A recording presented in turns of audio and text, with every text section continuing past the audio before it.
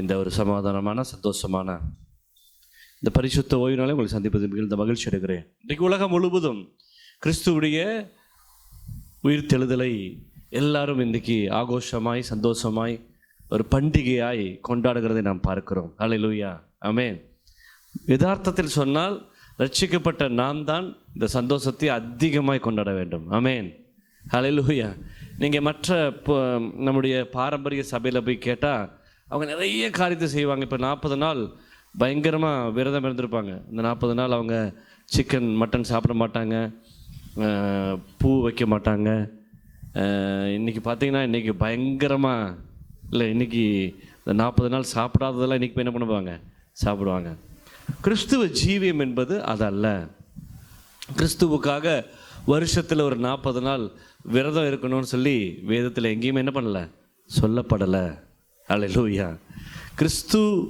கிறிஸ்துவை ஆராதிக்கிற, கிறிஸ்துவை பின்பற்றுகிற நாம் தன்னைத்தான் வெறுத்து தன் சிலுவையை எடுத்துக்கொண்டு என்னை பின்பற்றி வர கடவன் என்று சொல்லி ஆண்டவர் சொல்கிறார்.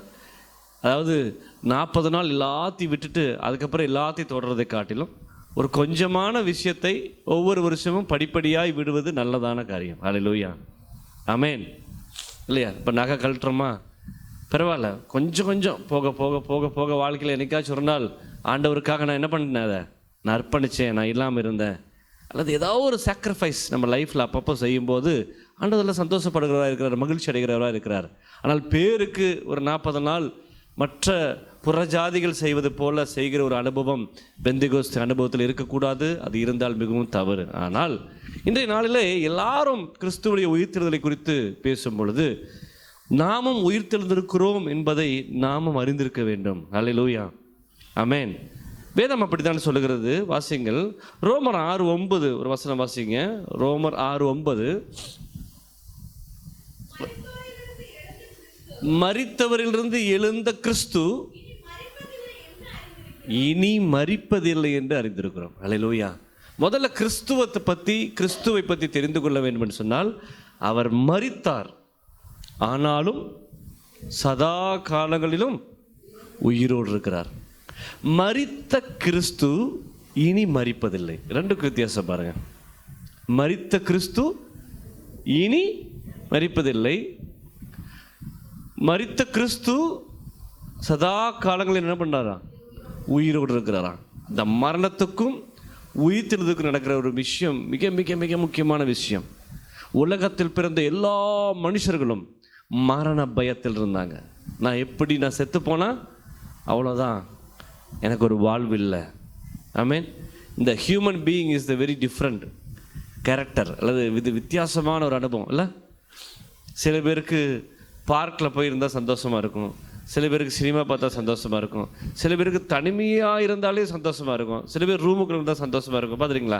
இப்படி பல தரப்பட்ட சந்தோஷங்கள் இருந்தாலும் சந்தோஷங்களுக்கெல்லாம் எப்படி சொல்லுது, ஒரு உத்தரவாதி என்ஜாய் பண்ணணும், மனுஷனுக்கு ஹாப்பியாக இருக்கணும். அது இதுதான்ட்டு இல்லை. புரியுதா நான் சொல்கிறது உங்களுக்கு? சந்தோஷங்கிறது இதுதான்னு இல்லை. மனசு தான் சந்தோஷம். எது சந்தோஷம்? எதில் சந்தோஷம் இருக்கணும்? மனசில், மைண்டில். அப்போ மைண்டில் சந்தோஷம் இல்லாமல் நீங்கள் 1000 காரியத்தை செஞ்சாலும் அது சந்தோஷமாக இருக்குமா? மனசே சரியில்லை, நல்ல ட்ரெஸ் போட்டாலும் என்ன ட்ரெஸ்ஸு, ஹாப்பியாக இருந்தால் ஒரு சாதாரண ட்ரெஸ் போட்டாலும் பயங்கர ஹாப்பியாக இருப்போம். மனசு தான் சந்தோஷம் இல்லையா? அப்போது இந்த மனசுங்கிறது நம்முடைய ஆவி, சரீரம் அல்ல. அந்த மனசுக்கு ஒரு தெய்வீக சந்தோஷம் எப்போது இருக்கணுங்கிறது மனுஷன் என்ன பண்ணுறான், எதிர்பார்க்குறான். அப்போ அவன் மரித்து போனாலும், அவன் சரீரம் அடக்க பண்ணப்பட்டாலும் அவன் சந்தோஷமாக இருக்க முடியும். வேதம் சொல்லுகிறது, இனி அவர்களுக்கு பசி இல்லை, தாகம் இல்லை, இல்லையா, பாடுகள் இல்லை, அவர்கள் ஆண்டவரோடு கூட நித்தியமாய் வாசிங்களை. வெளிப்படுத்தின விசேஷம் 21:4. அவர்களுடைய கண்ணீர் யாவையும் தேவன் துடைப்பார். ஓகே, 3 வாசிங்க. மேலும் பரலோகத்திலிருந்து உண்டான ஒரு பெரும் சத்தத்தை கேட்டேன். எங்கிருந்து? பரலோகத்திலிருந்து உண்டான ஒரு பெரும் சத்தத்தை கேட்டேன். அது இதோ மனுஷர்களிடத்திலே தேவனுடைய வாசஸ்தலம் இருக்கிறது. தேவனுடைய வாசஸ்தலம் இருக்கிறது. அவர்களிடத்திலே அவர் வாசமாய் இருப்பார். அவர்களும் அவருடைய ஜனங்களாய் இருப்பார்கள். தேவன் தாமே அவர்களோடு கூட இருந்து அவர்களுடைய தேவனாய் இருப்பார். அவர்களுடைய கண்ணீர் யாவையும் துடைப்பார். தேவன் துடைப்பார். இனி மரணமும் இல்லை, துக்கமும் இல்லை, அலறுதலும் இல்லை, வருத்தமும் இல்லை. முந்தினவைகள் ஒளிந்து போயின என்று விளம்பினது. ஆமென். இது எப்போ? பரலோகத்திலயா? சொல்லுங்க, எப்போ? இன்னைக்கு கேட்குற தேவ ஜனமே, இது எப்போ? செத்ததுக்கு அப்புறம் நமக்கு நடக்க போதா? சொல்லுங்க. செத்ததுக்கு அப்புறம் தான் நடக்க போகுதுன்னு சொன்னால் நீங்கள் இன்னும் ரட்சிக்கப்படவே இல்லைன்னு அர்த்தம். கிறிஸ்து உங்கள் இருதயத்தில் வரவே இல்லைன்னு அர்த்தம் இல்லை.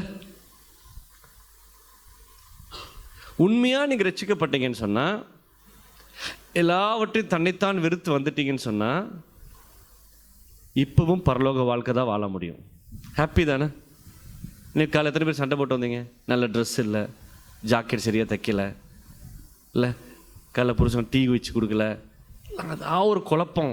ஐயோ டைம் ஆயிடுச்சு, சீக்கிரம், அது இது ஒரு இடையில் வர ஒரு சின்ன பிரச்சனை இல்லையா? இது டெம்பரவரி, போயிடும். பர்மனெண்ட்டாக சில பேருக்கு பிரச்சனை இருக்குது. எனக்கு ஒரு வீடு இல்லை, எனக்கு ஒரு கார் இல்லை, இல்லை இந்த பூமிக்குரிய விஷயத்தை நீங்கள் என்னைக்கு நீங்கள் தூக்கி வீசுறீங்களோ அன்னைக்கு உனக்கு பரலோகம் வந்தாச்சு. கிறிஸ்துவை போய் பார்க்க போறீங்களா? கிறிஸ்து இப்போ உங்ககிட்ட இருக்கிறாரா? சொல்லுங்க. இருக்கிறாரா கிறிஸ்து? அவர் என்ன சொல்லியிருக்காரு? நான் உன்னை விட்டு விலகுவதும் இல்லை, உன்னை கைவிடுவதும் இல்லை. உயிரோடு எழுந்து யார் கூட இருக்கிறார் இப்போ? இல்லையா? விசுவாசிக்கிறீங்களா? ஞானஸ்நானத்தில் கிறிஸ்துவுடைய ஆவி நமக்குள்ள வந்தாச்சு. ஈஸ் வித்தின், உங்களுக்குள்ள இருக்கிறார். யோவான்ல சொல்றாரு, நான் போறேன், வேறொரு ஆவியானவர் என்ன பண்றேன் உங்களுக்கு அனுப்புறேன். அவர் இப்போ உங்கள் மத்தியில் வாசம் பண்றாரு, இனி உங்களுக்குள் வாசம் பண்ணுவார். என்ன வித்தியாசம்? அவர் இப்போ வெளியில வாசம் பண்ணிட்டு இருக்காரு, அவர் இனி உங்க இருதயத்துக்குள்ள என்ன பண்றாராம்? வாசம் பண்றாராம். ரொம்ப ரொம்ப சிம்பிள். வேதத்தை நல்லா நீங்க படிச்சீங்கன்னு சொன்னா, மனம் திரும்பி மூழ்கி ஞானஸ்நானம் எடுக்கிற எல்லாருக்கும் கிறிஸ்துவுடைய ஆவி வருது. என்ன ஆவி? ஹலோ, என்ன ஆவி? எடுங்களேன். எசேக்கியேல் 36:23. நான் உங்களை புறஜாதிகளிடத்திலிருந்து அழைத்து உங்களை சகல தேசங்களிலும் இருந்து சேர்த்து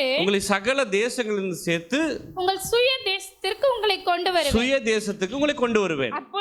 அப்பொழுது நான் உங்கள் மேல் சுத்தமான ஜலம் தெளிப்பேன். என்னது? ஞானஸ்நானத்தை அந்த காலத்துல ஆண்டவர் இப்படி எழுதி வச்சிருக்காரு. உங்க மேல என்ன பண்ணுவேன்? சுத்தமான ஜலம் தெளிப்பேன். நான் உங்களுடைய எல்லா அசுத்தங்களையும் உங்களுடைய எல்லா நரகலான விக்கிரகங்களையும் நீக்கி உங்களை சுத்தமாக்குவேன். நீங்கள் சுத்தமாவீர்கள். உங்களுக்கு போதும். இது பார்ட் 1. என்னது? பார்ட் 1. உங்களை யாராச்சும் ஒருத்தர், நான் அந்நிய பாஷை பேசல பாஸ்டர், நான் பரிசுத்தாவில் நிறையல, அப்படி ஏதாச்சும் துக்கம் இருந்துச்சுன்னா துக்கப்படாதீங்க. நீங்கள் உண்மையாக மனம் திரும்ப இருந்தீங்கன்னா இந்த வசனம் என்ன சொல்லுது? உங்கள் மேல் சுத்தமான ஜலம் தெளிப்பேன், நீங்கள் உங்களுடைய எல்லா அசுத்தங்களையும் எல்லா நரகலான விக்கிரகங்களையும் நீக்கி உங்களை சுத்தமாக்குவேன். நீங்கள் சுத்தமாவீர்கள். உங்களுக்கு நவமான இருதயத்தை கொடுத்து. என்ன இருதயம்? நல்ல நவமான இருதயம் கொடுத்து உங்கள் உள்ளத்திலே புதிதான ஆவியை கட்டளையிட்டு. ஆமென். என்ன ஆவி கட்டளையிட்டாரு? நல்லா கேளுங்க. என்ன ஆவி? அது என்ன புதிதான ஆவி? ரட்சிக்கப்படுறதுக்கு முன்னாடி ரட்சிக்கப்பட்டவங்க யாரு, ரட்சிக்கப்படாதவங்க யாரு? ரட்சிக்கப்படாதவங்க ஒரு தப்பை விருப்பத்தோடு செய்வாங்க. ரட்சிக்கப்பட்டவங்க அந்த தப்பை செய்யறதுக்கு என்ன பண்ணுவாங்க? யோசிப்பாங்க. செஞ்சதுக்கப்புறம் அது அவங்கள என்ன பண்ணும்? கொல்லும். உணர்வு, ஐயோ இது தப்பு, இது பண்ணக்கூடாது, இதை நம்ம விடணும் அப்படிங்கிற உணர்வு வர்றது தான் ரட்சிக்கப்பட்ட இருதயம். ரட்சிக்கப்படாத இருதயம், இதில் என்ன தப்பு, எல்லாரும் பண்ணுறாங்க நானும் பண்ணுறேன், வாட் இஸ் த ப்ராப்ளம்? ஏன் என்னை மட்டும் இந்த நம்ம இந்த டீனேஜ் பிள்ளைகள்லாம் கேட்டு பாருங்க, என்ன சொல்லுவாங்க? நீ என்னை ரொம்ப ப்ரெஷர் பண்ணுற, நீ என்னை ரொம்ப கட்டாயப்படுத்துகிற, இதெல்லாம் என்ன தப்பு, எல்லாரும் தான் பண்ணுறாங்க. அவங்களுக்கு வந்து அந்த உலகம் என்ன ஆகும்? உலகத்தின்படி அவங்க இதெல்லாம் தப்பே இல்லை, இதில் என்ன தப்பு அப்படின்னு யோசிக்கிறதுக்கும், ஐயோ ஆண்டவர் பார்த்துட்டு இருக்காரு இது தப்புன்னு சொல்கிறதுக்கும், இதுதான் கல்லான இருதயம், சதையான இருதயம். கடினமான இருதயம், இங்கே நவமான இருதயம். நல்லா புரிஞ்சுக்குங்க. அப்போ நம்ம எல்லாரும் முன்னாடி ஒரு இருதயத்தில் இருந்தோம். என்ன இருதயம்? கடினமான இருதயம், கல்லான இருதயம், ரிஜிட். எதுக்கும் இறங்கி போக மாட்டோம். நிறைய ஈகோ இருக்கும், நிறைய பொறாமை இருக்கும், எப்போதும் சண்டை போட்டுகிட்டே இருப்போம், வைராக்கியம், கசப்பு, இதெல்லாம் நம்மகிட்ட இருந்துச்சு. ஆனால் நீங்கள் உண்மையாக மனம் திரும்பி போதும், இந்த பாவ வாழ்க்கை போதும், பரிசுத்தமாக வாழணும்னு சொல்லி என்னைக்கு நீங்கள் தீர்மானம் எடுத்தீங்களோ அன்னைக்கே கிறிஸ்துவுடைய ஆவி உங்கள் இருதயத்துக்குள்ளே வந்தாச்சு. அதுதான் கல்லான இருதயத்தை எடுத்துட்டு சதையான இருதயத்தை வைக்கிறாரு, அல்லது நவமான இருதயத்தை வச்சு ஒரு புதிதான ஆவியை கட்டளையிட்டிருக்காரு. இது எல்லா பக்கமும் இருக்கும். இந்த உண்மையாக ரசிக்கப்பட்டவங்க சிஎஸ்சி சர்ச்சுக்கு போகிறவங்களும் இருப்பாங்க இல்லையா? மற்ற கேத்தலிக் இல்லை, சிஎஸ்சி சர்ச்சுக்கு போகிறவங்க ஒரு 1000ல் ஒரு 100 பேர். என்னது, எவ்வளோ பேர்? சர்ச் இல்லைன்னு சொல்கிறல, ஒரு 1000ல் 100 பேர். இப்போ நம்ம சர்ச்சு வந்திருக்கோம்ல, நான் விசுவாசிக்கிற எல்லாரும் மேபி இங்கே பர்சன்டேஜ் கொஞ்சம் வித்தியாசமாக இருக்கும். 100க்கு 90 பேர் ரசிக்கப்பட்டிருப்பாங்க. என்னது 100க்கு? அங்கே 100க்கு 10 பேர் தான் அந்த அனுபவத்தில் இருப்பாங்க, அந்த ரட்சிக்கப்பட்ட அனுபவம். ஒருவேளை அவங்கக்கிட்ட அந்நிய பாசம் இருக்காது, அபிஷேகம் இருக்காது, ஒருவேளை அவங்களுக்கு மற்ற காரியங்கள் இருக்காது. நல்லா புரிஞ்சுக்கோங்க. அப்போ நீங்களும் நானும் தேவனுடைய பிள்ளைகளாய் ஆகும்படி நம்மளை என்ன பண்ணியிருக்காரு? அழைக்கப்பட்டிருக்காரு. அப்பா பிதாவே என்று கூப்பிடுற புத்திர சுவகாரத்தை. ரெண்டாவது ஒரு விஷயம் இருக்குது. என்ன விஷயம்? ஆண்டவர் என்ன சொல்லியிருக்காரு? உங்கள் உள்ளத்திலே என் ஆவியை வைத்து. அது என்ன ரெண்டாவது ஆவி? முதல்ல ஒரு ஆவி, என்ன ஆவி? புதிதான ஆவி. புதிய ஏற்பாட்டில் பார்க்கும்போது கிறிஸ்துவுடைய ஆவி இல்லாதவன் அவருடையவன் அல்ல. நல்லா கவனிச்சுக்குங்க. கிறிஸ்துவுடைய ஆவி இல்லாதவன் கிறிஸ்துவின் ஆவி, புதுப்பிக்கப்பட்ட ஆவி, உயிர்ப்பிக்கப்பட்ட ஆவி, இது எல்லாமே ஒரே ஆவி தான். நல்லா புரிஞ்சுக்கங்க. நான் உன் இருதயத்தில் ஒரு புதுதான ஆவியை, அது எங்கே வந்துச்சு நமக்கு? என்னைக்கு நம்ம உண்மையாக மனம் திரும்பி ஞானஸ்நானம் எடுத்தோமோ அன்னைக்கு அந்த ஆவி வந்துருச்சு. அல்லேலூயா. ரெண்டாவது ஒரு ஆவி இருக்குது, அதுக்கு பேர் தான் பரிசுத்த ஆவி. ஆமென். பரிசுத்த ஆவி. இப்படி எடுத்துக்கலாம். ஒரு செஃப் வீட்டில் சமைக்கிற ஒரு ஆள், ரெண்டுக்கு என்ன வித்தியாசம்? வீட்டில் சமைக்கிற ஆளுக்கும் சமையல்காரங்களுக்கும் என்ன வித்தியாசம்? வீட்டில் சமைக்கிறவங்க என்ன பண்ணுவாங்க? யாருக்காக சமைப்பாங்க? முதல்ல அவங்களுக்காக. யாரும் இல்லாட்டி என்ன பண்ணணும்? கஞ்சாச்சு. ஆனால் அவங்களால இன்னொருத்தருக்கு என்ன பண்ண முடியாது, பயமாக இருக்கும். ஐயோ நம்ம சமைச்சா அவங்க சாப்பிடுவாங்களா, இது டேஸ்ட் இருக்காது, அது இருக்காது. என்ன பண்ணுவாங்க? ஒரு அவங்களுக்கு மட்டும் யூஸ் பண்ணக்கூடியது. ஒரு செஃப்பாக இருந்தால் ஒரு பர்ஃபெக்ட், எந்த நேரத்துலையும் யாருக்காக எப்படி வேணும் என்ன பண்ணுவாங்க? சொல்லுங்கள், சமைப்பாங்களா இல்லையா? அதுதான் பரிசுத்தாவி. For society. அந்த பரிசுத்தாவி எதுக்காக? சொல்லுங்க, பேசவே மாட்டேங்கிறீங்க. அடுத்தவங்களுக்கு இப்போ என்கிட்ட பரிசுத்தாவி இருக்குது, நான் ஜெபம் பண்ணுறேன், உண்மையான பரிசுத்தாவி இருக்குது அப்படி சொல்கிறேன். நான் ஜெபம் பண்ணுறேன், உங்கள் கட்டை அறுக்கிறேன், நான் ஜெபம் பண்ணுறேன், உங்களுடைய நெகட்டிவான திங்ஸில் மாற்றி விட்றேன், நான் ஜெபம் பண்ணுறேன், எல்லா காரியமும் உங்களுக்கு உண்டு நடக்குது. அப்போ எதுக்காக? அது எனக்கு கொடுக்கப்பட்ட பரிசுத்தாவி யாருக்காக? உங்களுக்காக. ஒருவேளை உங்களுக்கு பரிசுத்தாவி கொடுக்கப்பட்டது எதுக்காக? பாஸ்டர் அது எதுக்கும் இல்லை, ஞாயிற்றுக்கிழமை ஜங்குன்னு குதிச்சு உருண்டு பிறண்டு போகிறதுக்கு. அப்புறம் திங்கக்கிழமை ஃபோன் பண்ணி சீக்கிரம் வாங்க பாஸ்டர் ஒரே பிரச்சனையாக இருக்குது. அதுக்கு இல்லை பாரு, உனக்கு போலியாக பண்ணாத.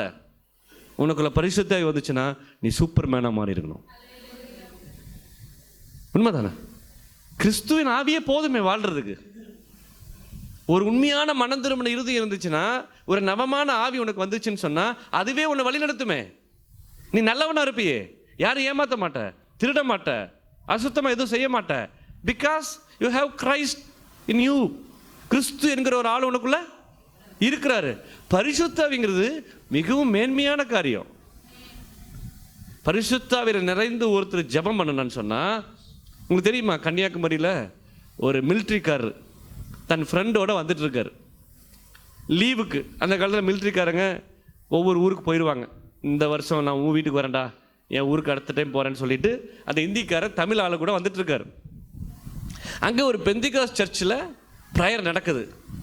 ஒரு 6 பேரோ 7 பேரோ, அதில் வயசான ஒரு பாட்டியம்மா ஹிந்தியில் அந்நிய பாஷை பேசிகிட்டு இருக்குது. ஜபத்தில் ஆவியில் நிறைஞ்சி ஜபிக்கும்போது இந்த அம்மாவுக்கு தெரியல ஹிந்தின்னு. இந்த அம்மா என்னவோ பேசுது. அந்த ஹிந்திக்காரன் கரெக்டாக போகும்போது அவன் பேரை சொல்லி நீ இன்னும் தப்பெல்லாம் சொல்லியிருக்குன்னு சொல்லி இந்த அம்மா என்ன சொல்லிச்சான், ஹிந்தியில் பேசிச்சான். அவன் உடனே ஓடி வந்து சரண்டரானா, ஏன் நான் பண்ண தப்பெல்லாம் நீங்கள் சொல்லிட்டீங்கன்னு. இதுக்கு தான் பரிசுத்தாவி வேணும். உங்கள் ரகசியத்தை வெளிப்படுத்துறதுக்கு, உங்களுடைய பிரச்சனைகளை தீர்க்கிறதுக்கு. நீங்கள் அந்த எக்ஸ்ட்ரீம் போக வேண்டாம். அட்லீஸ்ட் உனக்குள்ள புதுப்பிக்கப்பட்ட ஆவி இருக்குதா, ரட்சிக்கப்பட்ட ஆவி இருக்குதா? ரட்சிக்கப்பட்ட ஆவியை வச்சு வீட்டில் நீ சண்டை போட்டேன்னு சொன்னா நீ இன்னும் ரட்சிக்கப்படலன்னு அர்த்தம். கிறிஸ்துவின் ஆவி அது சாந்தமுள்ள ஆவி, அன்புள்ள ஆவி. ஆவியின் கனிகள் 9 உனக்குள்ள இருக்கணும். Something wrong. நான் சொல்லட்டுமா, நீ ரட்சிக்கப்பட்டதான், ஆனால் இன்னும் என்ன பண்ணல, எதை விடலை? உலகத்தையும் பாவத்தையும் நீ என்ன பண்ணலை, விடலை. பாவமும் உலகமும் கிறிஸ்துவ சேர்ந்து ஒரு ஆள்கிட்ட போனால் எப்படி இருக்கும்? பிரச்சனையும் போராட்டமும் ஒரு நாள் தீராது. ஒன்றாயிரு, ஒரே ஆளாயிரு. மாய்மாலம் பண்ணாத, இடத்துக்கிட வேஷம் போடாத, இடத்துக்கிட மாறாத, ஒரே ஒரு சிந்தனை. ஏன்னு சொன்னா வசனம் ரொம்ப தெளிவாக சொல்லுது. எபேசியர் 2ஆம் அதிகாரம் வாசி, 2ஆம் அதிகாரம் 2ஆம் வசனம் வாசிங்க. எபேசியர்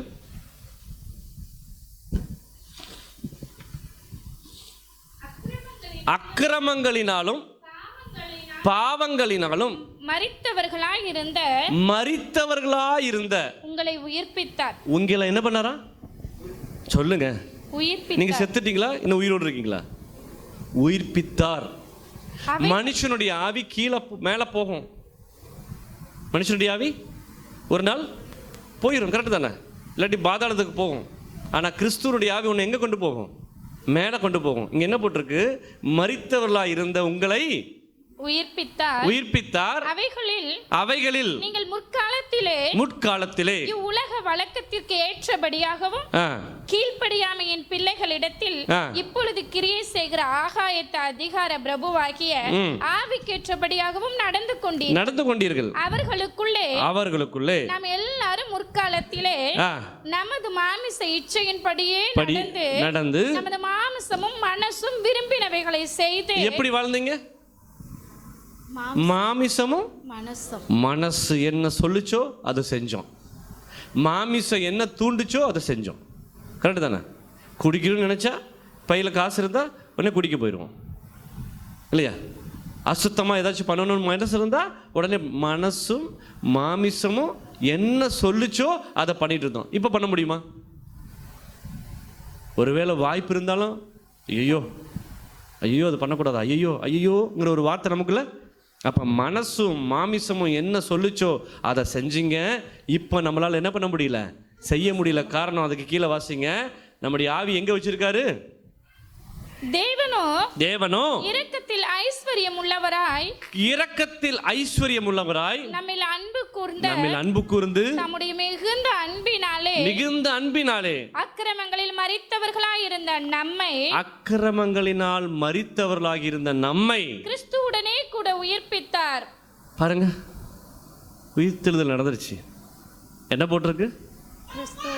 கிறிஸ்துவுடனே கூட உயிர்ப்பித்தார். கிருபையினாலே ரட்சிக்கப்பட்டீர்கள்.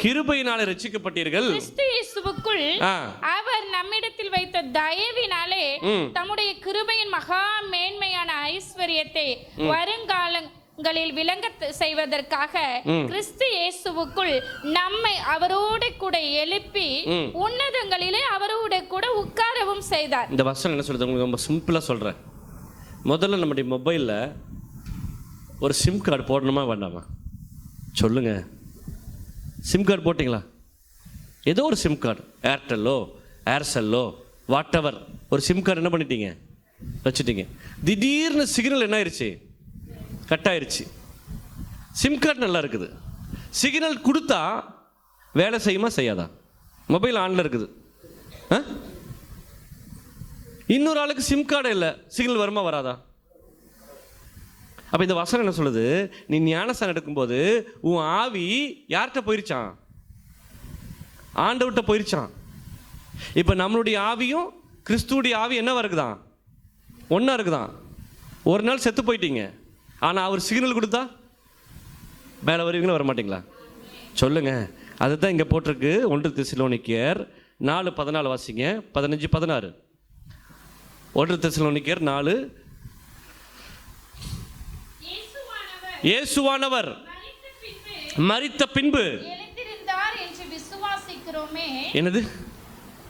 இயேசுவானவர் மரித்திருந்து உயிரோடு எழுந்தார் என்று விசுவாசிக்கிறோமே, அப்படியே இயேசுவுக்குள் நித்திரை அடைந்தவர்களை, இயேசுவுக்குள் நித்திரை அடைந்த நம்மை தேவன் அவரோட கூட கொண்டு வருவார். அவரோட கூட கொண்டு வருவார். நம்ம முயற்சி பண்ண வேண்டிய அவசியம் இல்ல, நம்ம உயிரோடு எந்திரிக்க வேண்டிய அவசியம் இல்ல. ஒரு நாள் வரும் பொழுது அதை போட்டிருக்க அந்த வசனம் வாசிங்க. கர்த்தர் தாமே ஆரவாரத்தோடும் தூதனுடைய சத்தத்தோடும் தேவ எக்காலத்தோடும் வானத்திலிருந்து இறங்கி வருவார்.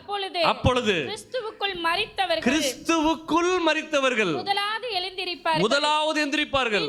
பின்பு உயிரோடு இருக்கும் நாமும் கர்த்தருக்கு எதிர்கொண்டு போக மேகங்கள் மேல் அவர்களோட கூட ஆகாயத்தில் எடுத்துக்கொள்ளப்பட்டு இவ்விதமாய் எப்பொழுதும் கர்த்தருடனே கூட இருப்போம். ஆமென். எவ்வளவு உன்னதமான விஷயம் தெரியுமா? நீங்க மனம் திரும்பி மூழ்கி ஞானஸ்நானம் எடுத்தீங்கன்னு சொன்னா உங்க பெயர் ஜீவ புஸ்தகத்தில் எழுதியிருக்கும். நீங்க மனம் திரும்பி மூழ்கி ஞானஸ்நானம் எடுத்தீங்கன்னு சொன்னா உங்க ஆவியை கிறிஸ்துவோடு சேர்த்திடுவாரு. உங்களுக்கு ஒரு புது சிம் கார்டு, லைஃப் கார்டு கொடுத்தாச்சு. Life sim card. நான் செத்து போனா கிறிஸ்து ஒரு நாள் வரும் பொழுது அது சிக்னல் ஆக்டிவேட் பண்ணி எந்த அதல பாதாளத்தில் இருந்தாலும் உன்னை தூக்கி மேலே கொண்டு வரும். ஹல்லேலூயா. ஏன்னா மரித்த கிறிஸ்து இனி மரிப்பதில்லை, நமக்கு மரணம் இல்லை. இங்க பைபிள் சொல்லுது கிறிஸ்துவுக்குள் மரித்தவர்கள். என்னது? கிறிஸ்துவுக்குள் மரித்தவர்கள். எப்படி கிறிஸ்துவுக்குள்ள மரிக்கிறவங்க? கொலோசியர் 2:12 வாசிங்களேன். கொலோசியர் 2:12. ஞான ஸ்நானத்தினால அவரோடு கூட அடக்கம் பண்ணப்பட்டவர்களாகவும் அதிலே அவரை மரித்தோரிலிருந்து எழுப்பின தேவனுடைய செயலின் மேல் உள்ள விசுவாசத்தினாலே அவரோடு கூட எழுந்தவர்களாகவும் இருக்கிறீர்கள். ஆமா. ஹலோ, நம்ம மரித்து எந்திரிச்சாச்சு. நம்ம என்ன பண்ணியாச்சு? இனி ஒரு ப்ரொசீஜர் தான் நடக்க போகுது. என்னைக்கு ஒரு நாள் சாக போகிறோம். இந்த சரீரம் மண்ணுக்குள்ளே போயிடும், நம்ம ஆவி ஒரு இடத்துக்கு போயிடும். கிறிஸ்து வரும்போது அந்த ஆவியை கூப்பிட்டு போய் உன் சரீரத்தை எடுத்துகிட்டு வான்னு சொல்லுவார். இந்த சரீரம் மேலே வந்துடும். அது ஒரு ப்ரொசீஜர் மட்டும்தான். உனக்கு மரணம் இல்லை. ஒரு மரணம் இல்லாத ஒரு வாழ்க்கை ஆண்டவர் உங்களுக்கு எனக்கு கொடுத்துருக்கிறாரு. அதுதான் இன்றைக்கி உன்னதமான நாள். அவர் உயிரோடு எழுந்திருக்க விட்டால் இந்த பேசுகிற இந்த பிரசங்கமும் வேஸ்ட்டு, இந்த பைபிளும் வேஸ்ட். Very simple. இதில் 1000 எழுதப்பட்டாலும் உள் கருத்து என்ன? அவர் மரித்து 3ஆம் நாள் உயிரோடு எழும்பி வந்துட்டார். இதுக்கு மேலே ஏதாச்சும் இருக்குதா? இதுக்கு மேலே பெருசாக படிக்க வேண்டிய அவசியம் இல்லை. ஒரு 4 பேர் சேர்ந்து வெளிப்படுத்தின விசேஷத்தை படித்து ஒரு தீர்ப்பு எழுதணும். கிறிஸ்து எப்போ வருவார், என்னைக்கு வருவார்னு கண்டுபிடிக்கிறதுக்கு உட்காந்து படித்தாங்களாம். ஒரு மாதம் முழுவதும் படித்து அவங்களுக்கு ஒன்றும் விடை. தோட்டக்கார வெளியில் தண்ணி அடிச்சு தரான். அவர்கிட்ட போய் கேட்டாங்களா, என்னப்பா ரொம்ப ஹாப்பியாக இருக்க? எனக்கு எல்லாமே தெரியுங்க. என்ன தெரியும்? எனக்கு பைபிள் தெரியும். தெரியுமா? நாங்கள் இவ்வளோ நேரம் உட்காந்து ஒரு மாதமாக நாங்கள் ரிசர்ச் பண்ணுறீங்கலாம் கண்டுபிடிக்கல. நீ என்ன சொல்கிற? என்னங்க, ஆண்டவர் பிசாசை கொண்டுட்டாரு, திருப்பி வரேன்னு போட்டிருக்காரு. அவ்வளோதானே. அதுக்கு மேலே என்ன இருக்குது? இல்லையா? சாத்தான சிலுவையில் அரைச்சிட்டாரு, மறித்து 3 நாள் உயிரோடு வந்துட்டார். இன்னொரு நாள் வருவார். தான் ஜெயிச்சிட்டேன் தானே லாஸ்ட்டில் போட்டிருக்குது, தோத்துருக்கேன்னு போட்டிருக்குதா? இது என்னைக்கோ நடக்க போகிறதுல என்ன எழுதியிருக்குது? தோ நான் உலகத்தை என்ன பண்ணிட்டேன், ஜெயிச்சிட்டேன். அல்லேலூயா. என்ன கேட்குற ஜனமே, நீங்கள் ரொம்ப துக்கப்பட வேண்டிய அவசியம் இல்லை. இந்த உலகம் ரொம்ப குறுகுனது, அப்படி வாழ்க்கை ரொம்ப குறுகுனது. நீங்கள் மனம் திரும்பி மூழ்கி ஞானஸ்நானம் எடுத்து ஆண்டவருடைய அடிஸ்தானத்தில் வந்துட்டீங்கன்னு சொன்னால் ஒரு சந்தோஷமான மகிழ்ச்சியான வாழ்க்கை இந்த உலகத்தில் நீங்கள் வாழ முடியும். எல்லா துக்கத்தையும் தூக்கி வீசுங்க, எல்லா கவலையும் தூக்கி வீசுங்க. உங்கள் எதிர்காலத்தை குறித்து கவலைப்படாதீங்க. ஆண்டவர் நேர்த்தியாய் கொண்டு போவார். ஹல்லேலூயா. எத்தனை பேர் விசுவாசிக்கிறீங்க ஆண்டவர் நேர்த்தியாக கொண்டு போவார்னா? ஆமென். ஹல்லேலூயா. நாளைக்கு நமக்கு 1ஆம் தேதி இங்கே ப்ரேயர் இருக்காது. ஆனால் ஆண்டவர் சொன்ன ஒரு வார்த்தை இருக்குது, கர்த்தர் எனக்காக யாவையும் செய்து முடிப்பார். இந்த ஏப்ரல் மாதம் நீங்கள் விசுவாசிங்க, ஆண்டவர் எனக்காக யாவையும் செய்து முடிப்பார். ஹல்லேலூயா. நம்ம விசுவாசிச்சா போதும், விசுவாசிச்சா ஜெயம் நமக்கு வரும். தேவ சமூகத்தில் அப்படி எந்திரிச்சு நின்று கண்களை மூடி, ஆண்டவரே இந்த நாளுக்காய் ஸ்தோத்திரம், ஆண்டவரே இந்த நாளை எங்களுக்கு கொடுத்ததுக்காய் ஸ்தோத்திரம், நீர் மரித்து 3ஆம் நாள் உயிரோடு எழும்பி வந்த உன்னதமான அனுபவத்தில் எங்களை கொண்டு வந்ததுக்காய் ஸ்தோத்திரம்னு சொல்லி ஒரு விஷயம் எல்லாரும் ஒப்பு கொடுங்க. ஆண்டவரே, ஞானஸ்நானம் எடுக்காதவங்க ஞானஸ்நானத்துக்கு உங்களை ஒப்பு கொடுங்க. கிறிஸ்துவோடு கூட நீ இணைக்கப்பட வேண்டும். பிசாசுடைய தந்திரங்கள் தோற்று போகணும். பிசாசுடைய ஆளுகையில் நீ இருக்கக்கூடாது. ஆண்டவர் சமூகத்துக்கு நீங்கள் வரணும். ஒரு விசை. ஹல்லேலூயா. எனக்காய் ஜீவன் விட்டவரே, என்னோடு இருக்க எழுந்தவரே, எனக்காய் ஜீவன் விட்டவரே, என்னோடு இருக்க எழுந்தவரே, என்னை என்றும் வழி நடத்துவாரே, என்னை சந்திக்க வந்திடுவாரே, என்னை என்றும் வழி நடத்துவாரே, என்னை சந்திக்க வந்திடுவாரே. சொல்லுவோம் இயேசு போதுமே, போதுமே, இயேசு போதுமே, போதுமே, எந்த நாளிலுமே, என் வேளையிலுமே, எந்த வாழ்வினிலே இயேசு போதுமே. பிசாசின் சோதனை பெருகிட்டாலும் சோர்ந்து போகாமல் முன் செல்லவே, பிசாசின் சோதனை பெருகிட்டாலும் சோர்ந்து போகாமல் முன் செல்லவே, உலகமும் மாமிசமும் மயக்கிட்டாலும்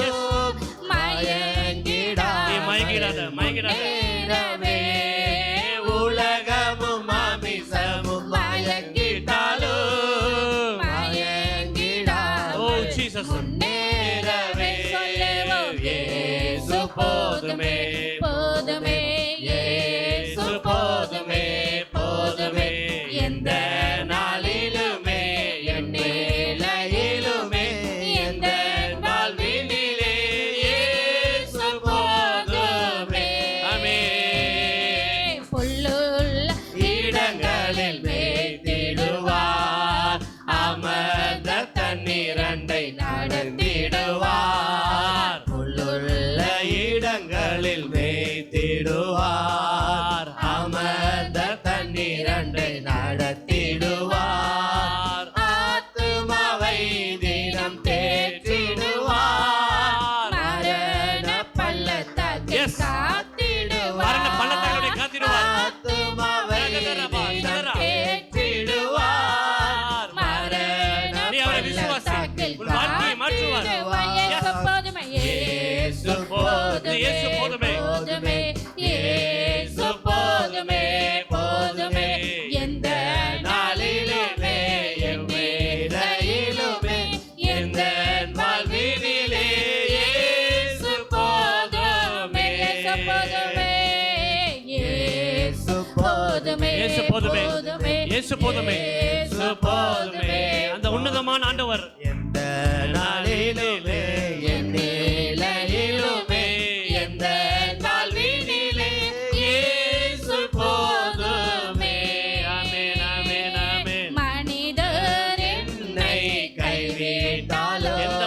கைவிட்டாலும் சமழுகி நாரிட்டாலோ மனிதர் என்னை கைவிட்டாலோ மாமே சமழுகி நாரிட்டாலோ ஐஸ்வர்யம் யாவும் மழுகிட்டாலோ ஆகாதவன் என்று தள்ளிவிட்டாலோ ஆகாதவன் என்று ஐஸ்வர்யம் யாவும் மழுகிட்டாலோ அவருடைய மகிமை ஒவ்வொரு மேலும் தள்ளிவிட்டால்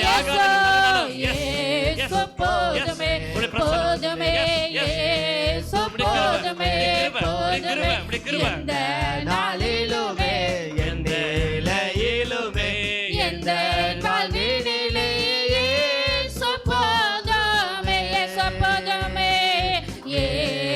போதுமே போதுமே போதுமே போதுமே போதுமே அபிஷேகத்தோடு நாளிலுமே எந்த நிலையிலுமே எந்த வாழ்வினிலே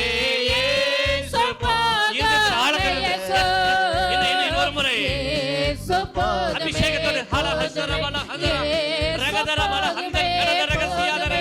எந்த நாளிலுமே நிலையிலுமே எந்த வாழ்வினிலே போதுமே போதுமே அபிஷேகத்தோடு கைகளை தட்டி உற்சாகமாய் ரீபா ஷகதர ரகல பௌ ரபதரக சியாதன நாளிலுமே என் நிலையிலுமே எந்த வாழ்வினிலே இயேசு போதுமே போதுமே போதுமே இயேசு போதுமே போதுமே எந்த நாளிலுமே என் நிலையிலுமே எந்த வாழ்வினிலே இயேசு போதுமே இயேசு போதுமே போதுமே இயேசு போதுமே போதுமே எந்த நாளிலுமே என் நிலையிலுமே எந்த வாழ்வினிலே இயேசு போதுமே அவர் போதுமே. மனிதர்கள் என்னை புறந்தள்ளினாலும் மனிதர்கள் என்னை கைவிட்டாலும் என் மாமிசம் அழுகி நாறி போனாலும் இயேசு போதுமே. அவரே உனக்கு வாழ்வு கொடுக்கிறவர். நானே வழி, நானே சத்தியம், நானே ஜீவன். பல வழிகளை நீ நடந்து பார்த்தியா? பல தெய்வத்தை நீ கும்பிட்டு பார்த்தியா? பல சூழ்நிலைகளில் பல சோர்ஸுகளை நீ தேடி நம்பி போனாலும் நீ ஒன்னும் நம்பிக்கை வை சகோதரனே சகோதரியே. கடைசியா நான் இயேசுட்ட வந்திருக்கிறேன். இந்த இயேசு எனக்கு வாழ்வு கொடுப்பார்.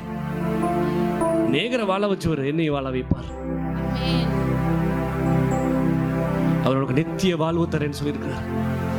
மரணமதாத ஒரு வாழ்க்கையை தர்றதுக்கு அவர் ரெடியா இருக்கும்போது இந்த கடன் பாரம் ஒரு பிரச்சனையா, இந்த வியாதி பிரச்சனையா, குடி ஒரு பிரச்சனையா, நெருக்கடி ஒரு பிரச்சனையா, அதெல்லாம் ஆண்டவர் 2 நிமிஷத்துல மாத்திடுவார். விசுவாசி. அவர் வரும் நாளிலே அன்பை கரம் அசைத்து அன்பை கூப்பிட்டு சேர்த்து கொள்வார்.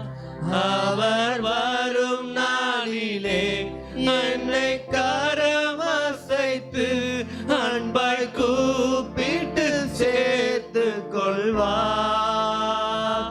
அவர் சமூகமதில் அங்கே அவருடனே ஆடி பாடியே மகிழ்ந்திடுவே. அவர் சமூகமதில் அங்கே அவருடனே ஆடி பாடியே மகிழ்ந்திடுவே. ஆனந்தமே பரமானந்தமே இது மாபெரும் பாக்கியமே. ஆனந்தமே பரமானந்தமே இது மாபெரும் பாக்கியமே. இந்த பாதலத்தில் சொந்தக்காரராக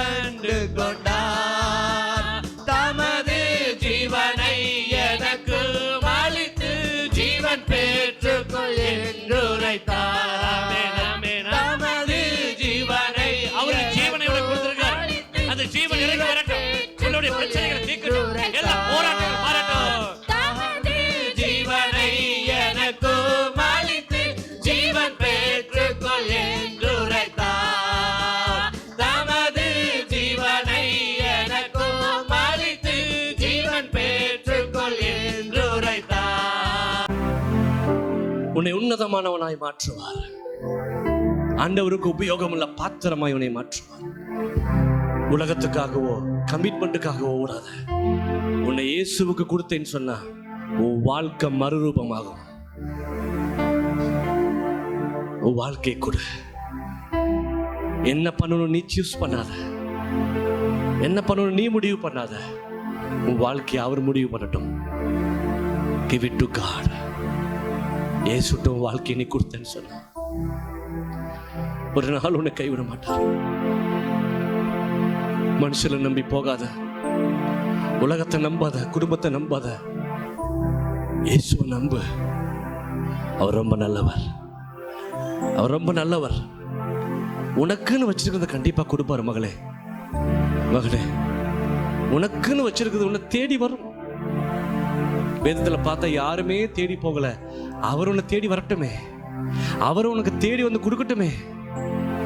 யூ டோன்ட் சர்ச், நீ தேடாத, அவர் உன்னை தேடி வருவார். அவர் உன்னை தேடி வருவார். அவர் ஆளை அனுப்புவார், உன்னை கரம் பிடித்து தூக்கி எடுப்பார், எல்லா சிக்கலும் நீக்குவார், கடன் பாரத்தை மாற்றுவார், போராட்டத்தை மாற்றுவார், குழந்தை பாக்கியம் உண்டாகும், எல்லாம் சரியாகும். நீ விசுவாசி. ஆண்டவரே, இந்த ஈஸ்டர் எல்லாம் சொல்லுங்க, இந்த உயிர்த்தெழுதல் எல்லாம் உங்க கைகளை பலது நேரம் நீட்டுங்க, மனசுக்குள்ள சொல்லுங்க, ஆண்டவரே இந்த ஈஸ்டருக்கு நான் வந்திருக்கிறேன். அடுத்த ஈஸ்டருக்குள்ள எல்லாவற்றையும் நீங்க மாற்றி ஒரு முடிவு எழுதணும். முடிவில்லாததுக்கு ஒரு முடிவு எழுதணும். எஸ், முடிவு எழுதணும். எல்லாத்துக்கும் ஒரு முற்றுப்புள்ளி வைங்கப்பா. அடுத்த வருஷம் நான் இங்க வரும்போது எனக்கு இன்னைக்கு இருக்கிற பிரச்சனை இருந்த இடம் இல்லாம போகணும். இன்னைக்கு நான் விடுற கண்ணீர், நான் வாழ்க்கையில சாகர வரைக்கும் இந்த கண்ணீரை நான் பார்க்க கூடாது. ஆண்டவரே, இன்னைக்கு என் தோல் மேல இருக்கிற அந்த பாரங்கள் என் வாழ்க்கையில இருக்கக்கூடாது. தேவையில்லாத பாரங்கள், நுகங்கள் என்னை விட்டு அகற்ற போகட்டும். எனக்கு வழி கொடுங்கப்பா, எனக்கு வழி தருங்க. ஐ மீன் கன்ஃபியூஸ்ட், போக வழி தெரியாம இருக்கிறேன், எங்க போறேன்னு தெரியல, என்ன பண்றது தெரியல. எனக்கு ஒரு கிளியர் கட்டான ஒரு பாதையை காமிங்க. நான் வேலை பண்ணணுமா, பிசினஸ் பண்ணணுமா, வெளிநாடு போகணுமா, நான் கல்யாணம் பண்ணணுமா, நான் எங்க இருக்கணும், என்ன பண்ணணும்? ஆண்டவர் சொல்றாரு, எல்லாவற்றுக்கும் வழி நான் உருவாக்குவேன். எஸ், நீ விசுவாசி. அந்த வழி உனக்கு வந்துருச்சுன்னு சொல்லி நம்பு, நம்பு. பரிசுத்தமுள்ள நல்ல பிதாவே, இரக்கமுள்ள ஆண்டவரே, இந்த கால வேலைக்காய் நன்றி செலுத்துகிறேன். எங்கள் மத்தியில் இறங்கி வந்ததுக்காய் ஸ்தோத்திரம். ஒரு புதிய அனுபவத்தை கொடுத்ததுக்காய் ஸ்தோத்திரம். மகா உன்னதமான அனுபவத்தை கொடுத்ததுக்காய் ஸ்தோத்திரம். பலப்படுத்துவீராக. இயேசுவின் நாமத்தில் ஜெபிக்கிறோம் நல்ல பிதாவே, ஆமென். ஆத்துமாவே கர்த்தரை ஸ்தோத்திரி, என் முழு உள்ளமே அவருடைய பரிசுத்த நாமத்தை ஸ்தோத்திரி. என் ஆத்துமாவே அவர் ஸ்தோத்திரி, அவர் செய்த சகல உபகாரங்களை. நம்முடைய கர்த்தராகிய இயேசு கிறிஸ்துவின் கிருபையும் பிதாவாகிய தேவனுடைய அன்பும் பரிசுத்த ஆவியுடைய அன்யோன்ய ஐக்கியமும் மீண்டும் மீண்டும் சதா காலங்களோடு கூட இருப்பதாக. ஆமென். God bless you. கர்த்தர் ஆசீர்வதிப்பார்.